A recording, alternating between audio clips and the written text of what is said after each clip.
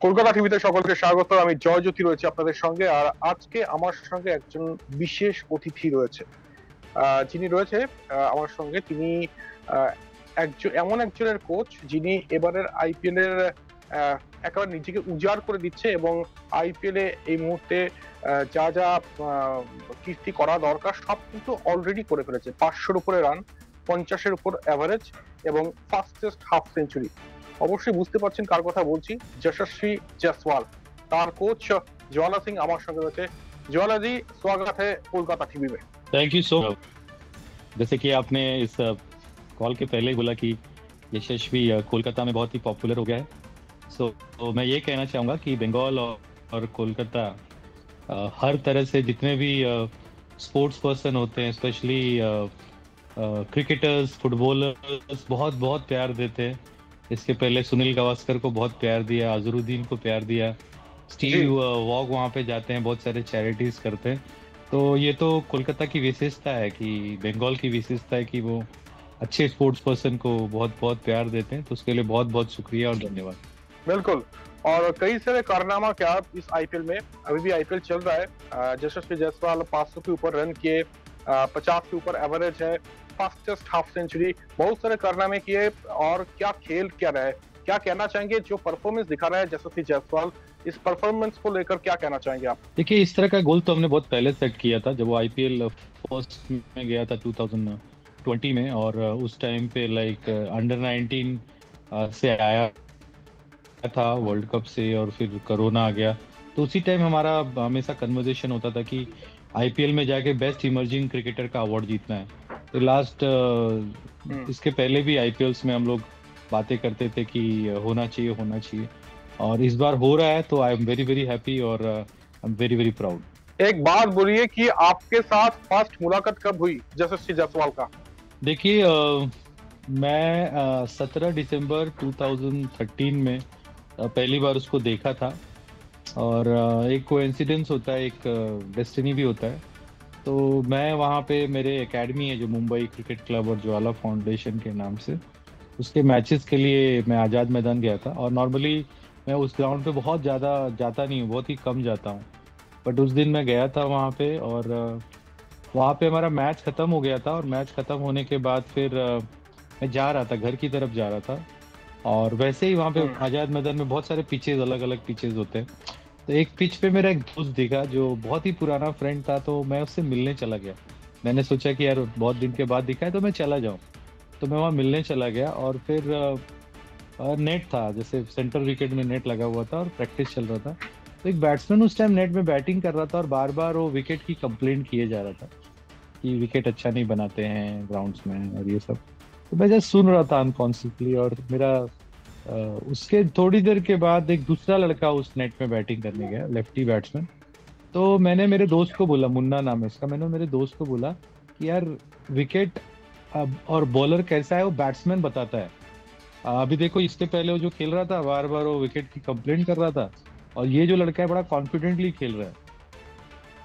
तो वो मेरा दोस्त बोला कि ज्वाला भाई, इसके बहुत वांदे हैं इस लड़के के, आप इसका कुछ हेल्प कर सकते हैं क्या? ये तो मैं बोला क्या प्रॉब्लम है? वांदा मतलब प्रॉब्लम, बहुत सारा प्रॉब्लम है मुंबई के लैंग्वेज में। तो मैं बोला क्या वांदा है इसका, क्या प्रॉब्लम है? तो बोला ये कहीं से आ गया ऐसे ही मुंबई, और इसका कोई इधर है नहीं, कोई अता पता नहीं है इसका, और छोटा सा है, हम लोग हमारे साथ प्रैक्टिस वैक्टिस करता है, और बहुत डर लगता है कभी इसको देखता हूँ, ऐसा लगता है कुछ हो ना जाए इसके साथ, कहीं कोई भी कुछ दुर्घटना ना घट जाए, या कहीं कुछ इसके साथ कुछ हो ना जाए, मतलब गलत ना हो जाए। तो मैंने बोला कि वैसे बात करते करते तब तक वो लड़का नेट से बाहर निकल आया।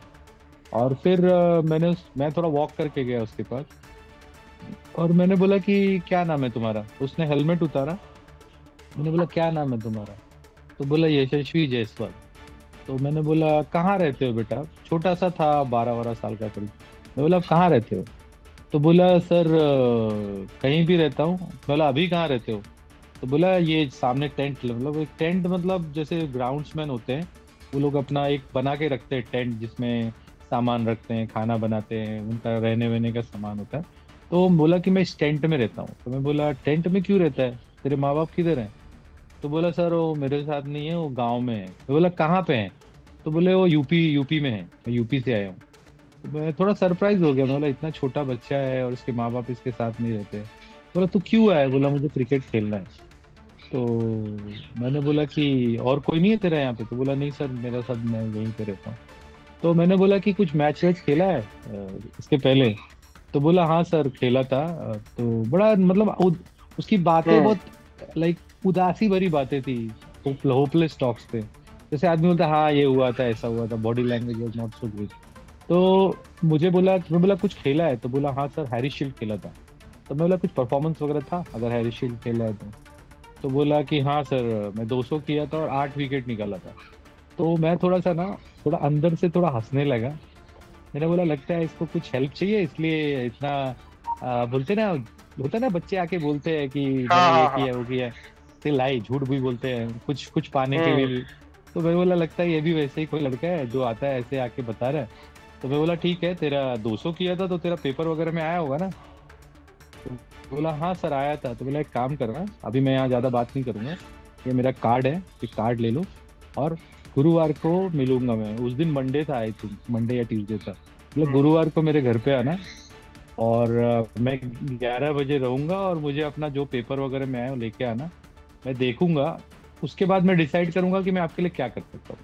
तो वो फिर गुरुवार को आया अच्छा। और मैं इगरली उसका वेट कर रहा था, I don't know why, but मुझे पता नहीं मैं उसका इंतजार कर रहा था। ये थोड़ा किस्मत कनेक्शन है।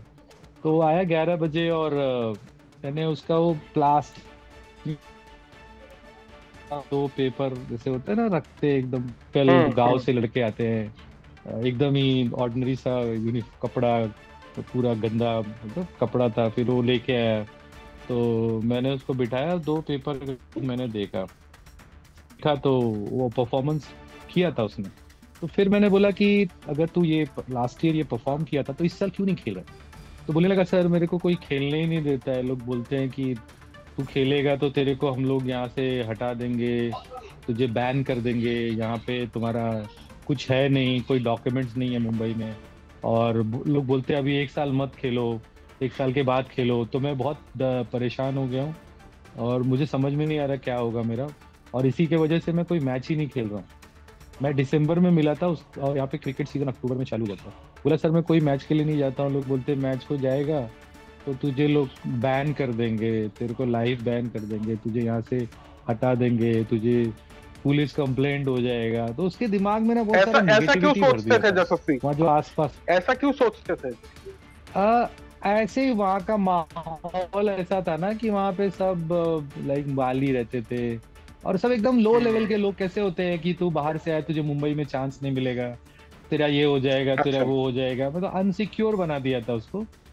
कि कोई बाहर का लड़का मुंबई में आके खेल नहीं सकता है। तो जब मैं सुना तो मैं बोला अरे ऐसा तो नहीं है यार, Mumbai Mumbai cricket association I think दुनिया का सबसे अच्छा एसोसिएशन में है और यहाँ पे तो ऐसा होता नहीं है। तो मुझे समझ में आ गया कि इसको कोई मिसगाइड कर रहा है, इसको लोग यहाँ से हम्म। हटाना चाहते हैं, मिसगाइड कर रहे हैं। तो जैसे जैसे वो अपनी चीजें बता रहा था, फिर वो बताने लगा मैं टेंट में रहता हूँ और मुझे टॉयलेट करने के लिए वीटी स्टेशन जाना पड़ता है। तो जैसे जैसे वो चीजें बता रहा था कि मैं ऐसे रहता हूँ वैसे रहता हूँ, वैसे वैसे ना मैं अपने आप को फील करने लगा। क्योंकि 1995 में मैं भी मुंबई गया था गोरखपुर से क्रिकेटर बनने। और मेरे हम्म। फादर वेटरनरी के डॉक्टर थे और वो उनको मैं ये प्रॉमिस करके गया था कि मैं 2 साल तक आपसे खर्चा लूंगा और उसके बाद मैं आपसे खर्चा नहीं लूंगा और फिर मैं अपना मैनेज कर लूंगा। उस टाइम मैं भी 13 साल का ही था। तो जब मेरा फादर 2 साल मुझे दिए, मैंने उनसे हेल्प लिया, जो भी मेरे फादर ने किया बहुत अच्छा किया। उसके बाद मैं अपना फाइल बनाया था क्रिकेट। मैं शारदाश्रम स्कूल में था और मेरे कोच हम्म। रमाकांत आचरेकर सर थे और मैं उस टाइम पे बहुत अच्छा खेल रहा था। अच्छा। लाइक मैं मुंबई अंडर 16 वगैरह के इसमें आ गया था। I was hmm. The part of Mumbai under 16 team probables में था। फिर स्कूल के लिए बहुत अच्छा परफॉर्म कर रहा था। तो मैंने मेरे जो पेपर कटिंग्स जमा किए थे उसी तरीके से यशस्वी मेरे सामने आके बैठा था अपने 2 पेपर कटिंग लेके। सिमिलर पेपर कटिंग में फाइल बना के, एक न्यूज़पेपर आती थी उस टाइम पे जनसत्ता, तो मैं उस हम्म। पेपर में हर बार एक सक्सेस स्टोरी आती थी महीने में एक बार। तो मैं वो सक्सेस स्टोरी पढ़ के जिसकी आती थी वो स्टोरी, उनके घर पे चला जाता था कि मुझे आप थोड़ा हेल्प कर दो, मैं यूपी से मुंबई आया हूँ क्रिकेट खेलने और अगर आप मुझे थोड़ा सा हेल्प कर दोगे, मेरे 2-3 साल निकल जाएंगे, तो आगे जो भी होगा, अगर मैं आगे कुछ बढ़ूंगा, तो फिर बाद में मैं जैसा आप बोलोगे वैसे मैं करूंगा। तो मैं अपने पेपर कटिंग्स ऐसे लोगों को दिखाता था, फिर मैं अपनी स्टोरीज बताता था कि कोई मुझे मदद कर दे, मुझे मदद कर दे, मुझे मदद कर दे। और इस बीच में कुछ लोग मुझे भी मिले, जैसे एक जितेंद्र सिंह करके, उन्होंने मुझे हर महीने के 2,000 रुपए देते थे। बट बाद में मुझे इंजरी हो गई, बहुत डेस्परेशन में कि बहुत प्रैक्टिस करना है, जल्दी खेलना है, जल्दी आगे जाना है। इंजरी हो गई और मैं खेलना, मतलब बीच में ब्रेक्स हो गए बहुत सारे। तो मैं अपनी फैमिली को नहीं बताता था, कि मैंने अपनी फैमिली को एक टाइम बता दिया था कि मुझे अभी स्कॉलरशिप मिल रहा है, अभी आप लोगों को खर्चा देने की जरूरत नहीं है। तो जब वो स्कॉलर रुक गया, एक जब मैं इंजर्ड हो गया, मैं खेलना मेरा 1 साल रुक गया, तो जिसने इसने मुझे हेल्प किया था, सबने अपने हाथ खींच लिए। मुझे स्कॉलरशिप मिल रहा था, वो भी बंद हो गया। और मैं जहाँ पे मैं मुझे रिजवी स्कूल का कॉलेज है, उन लोग ने मुझे रहने के लिए घर दिया था, वो भी वो लोग ने ले लिया।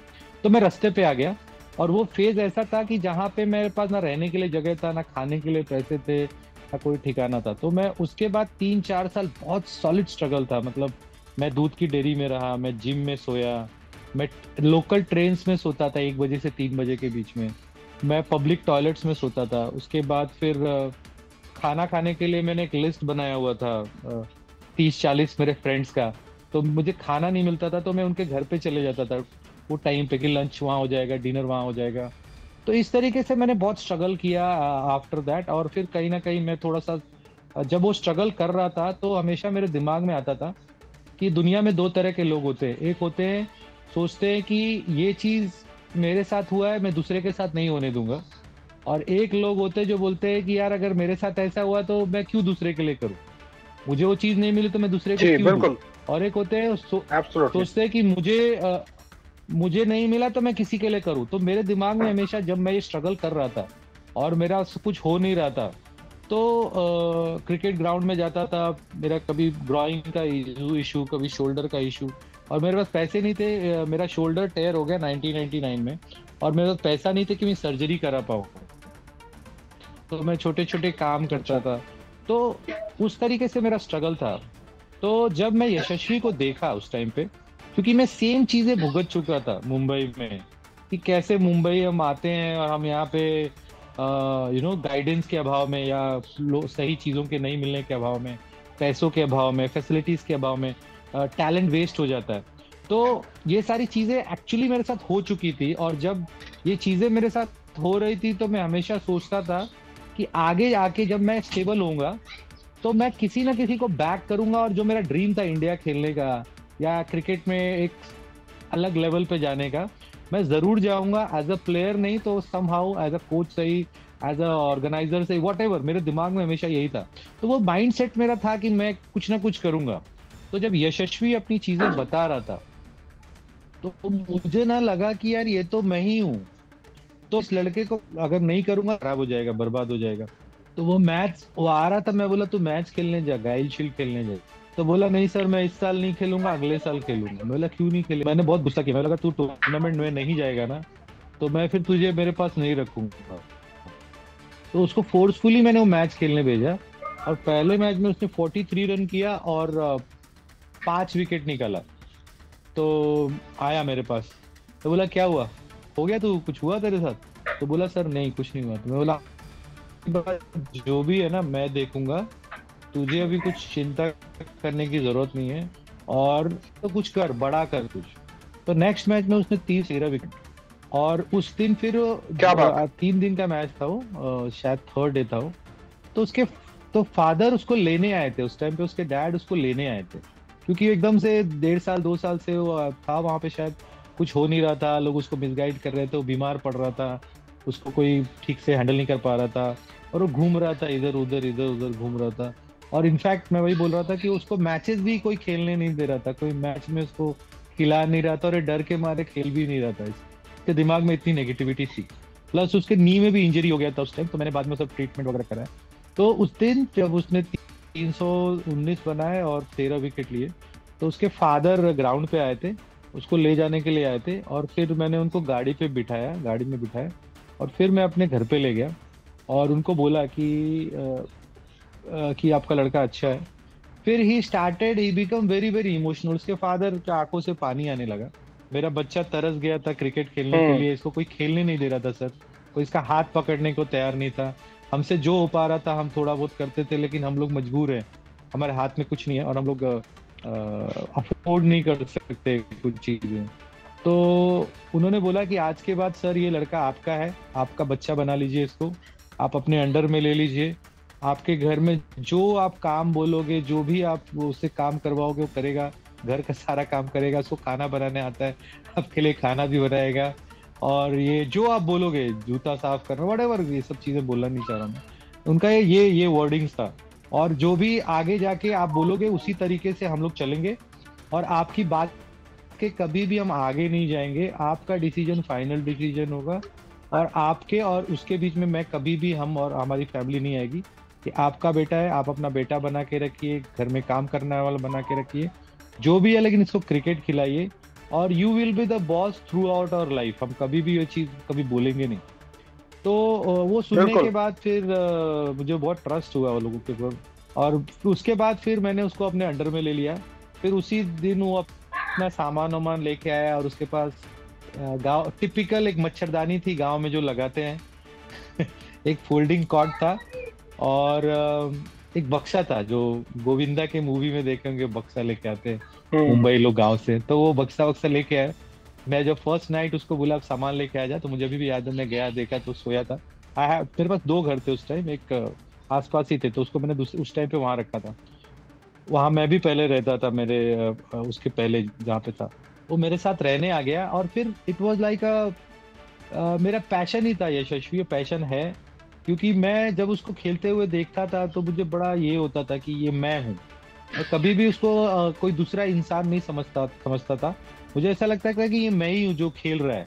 तो this is how we started. Jwala ji, एक चीज जानना चाहेंगे यहाँ पर कि क्या खासियत देखा आपने दैट डिफरेंशिएट्स फ्रॉम अदर्स? हाँ, क्रिकेट बहुत लोग खेलते हैं, बेसिकली जो मुझे कनेक्ट कर गई वो मेरी और उसकी कहानी।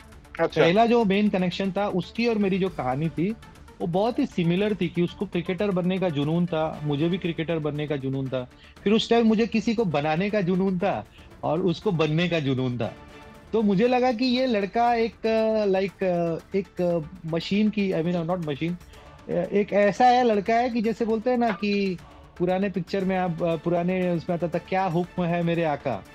तो मैं उस तरीके से उसको देखता था कि मैं जो बोलूंगा वो करेगा। तो I had lot of faith in his abilities, कि ये पहली चीज तो मैं उस टाइम देखिए 11-12 साल के एज में ये बोल पाना बहुत ही मुश्किल है, कि मुझे पता था कि वो खेलेगा, बट हाँ मुझे ट्रस्ट था उस लड़के के एबिलिटी पे, और मेरे खुद के एबिलिटी पे जो मैंने इतने सालों में सीखा था। और मुझे लगा कि मैं अगर इसको मेरा दूंगा जो भी 100% है, as a coach, as a father, जो भी रहना खाना पीना, मैंने सब कुछ उसको दे दिया, because I had a faith on him.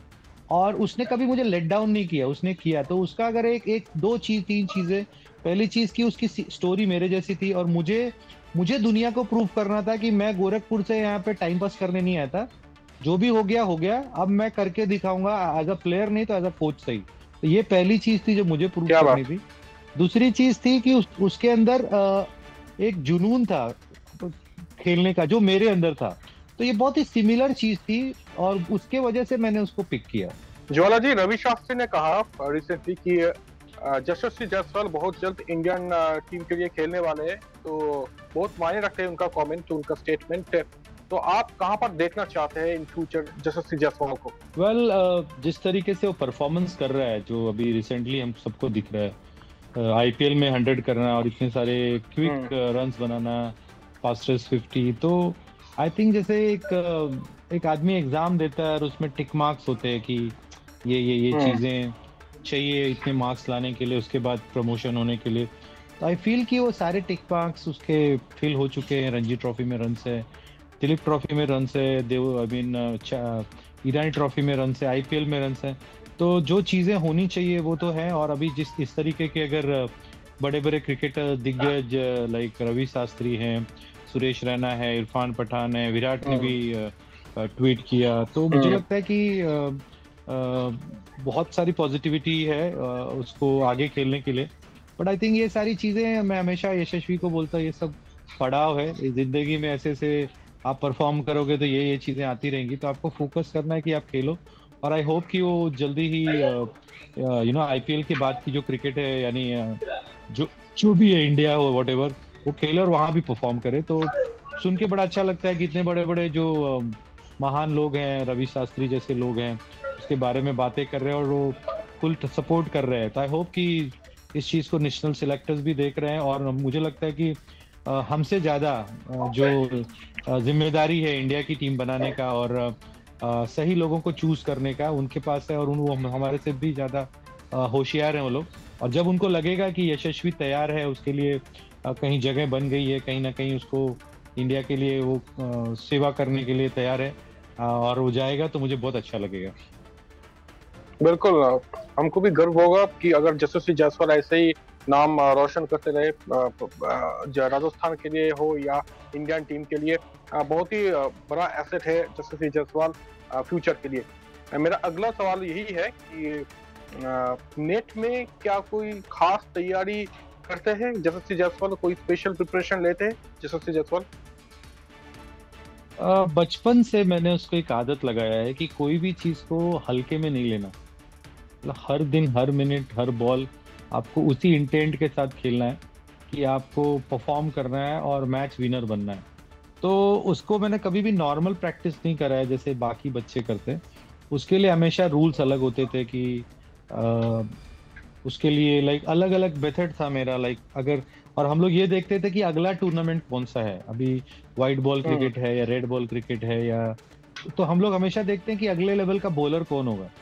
तो उस तरीके से हम लोग प्रैक्टिस करते हैं। बट यहाँ पे मैं एक चीज बताना चाहूंगा कि जब वो अंडर 19 वर्ल्ड कप से आया था और आईपीएल खेलने जा रहा था, तो मुझे लग रहा था कि आईपीएल में सरवाइव नहीं कर पाएगा, क्योंकि उस टाइम कोरोना चल रहा था और कोरोना में मुंबई में सब ग्राउंड्स बंद थे।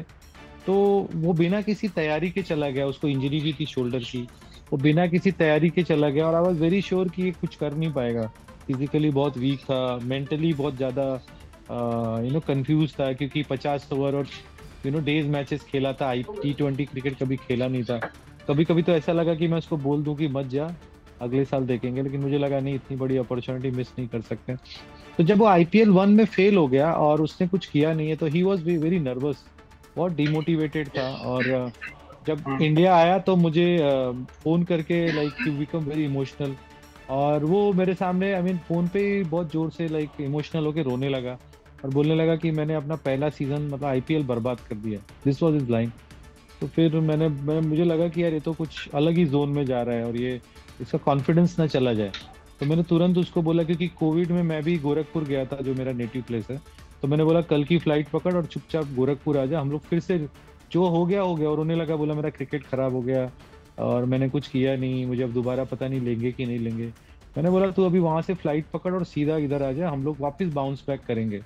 तो मैंने उसको इमीडिएट गोरखपुर बुलाया, मैंने एक पूरा ग्राउंड लिया, रेलवे क्रिकेट ग्राउंड लिया, और वहां पे सीमेंट पिच पे उसको हार्ड प्लास्टिक बॉल से 12-14 यार्ड से जोर जोर से बाउंसर्स का प्रैक्टिस कराया, cut pull on the rise, और सेंटर विकेट पे ले जाके उसको खाली छक्के मारने की प्रैक्टिस कराता था।